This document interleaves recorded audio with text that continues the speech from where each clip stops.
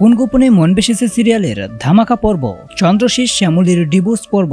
তো বিস্তারিত জানতে হলে ভিডিওতে লাইক দিয়ে পুরো ভিডিওটি দেখতে থাকুন। তো বন্ধুরা, কোন গোপনে মন বেসেছে সিরিয়ালটি দিন দিন কিন্তু জমে উঠতেছে। তো গল্পের শুরুতেই থাকছে চন্দ্রশীষ রায়ের বাড়ি থেকে শ্যামলীকে গায়েব করে উধাও করে নিয়ে চলে যাওয়ার জন্য সেখানেই চাকরি নিয়েছে অনিকেত। কিন্তু আসল ব্যাপারটা হলো শ্যামলী এখন চন্দ্রশীষের লিগ্যাল ওয়াইফ, কিন্তু অনিকেত মনে মনে ভাবে কিভাবে এটা সম্ভব, তার জন্য তো দরকার হবে ডিভোর্স। তো এই গল্পের মূল নায়ক এবং নায়িকা যেহেতু অনিকেত এবং শ্যামলী, তো গল্প যেদিকেই যাক মিলটা কিন্তু তাদের দুজনেরই হবে। এমনকি চন্দ্রশীষ বাবুর সাথে শ্যামলীর ডিভোর্স হয়ে ছাড়াছাড়ি হয়ে যাবে। কিন্তু এত সহজে তো চন্দ্রশীষ রাজি হবে না ডিভোর্সে। আর অনিকেত এদিকে তার চেনা জানা অনেক বড় উকিলের সাথে সবকিছু খুলে বলবে এবং চন্দ্রশীষ রায়ের নামে একটা কেস ফাইল করে ডিভোর্সটা হয়তো সে আদায় করে নেবে। তারপরেই চন্দ্রশীষ রায়কে হয়তোবা কোর্টেও ডাকা হবে। শ্যামলী, অনিকেত সবাইকেই কোর্টে থাকতে হবে। আর তখনই শ্যামলী এবং চন্দ্রশীষের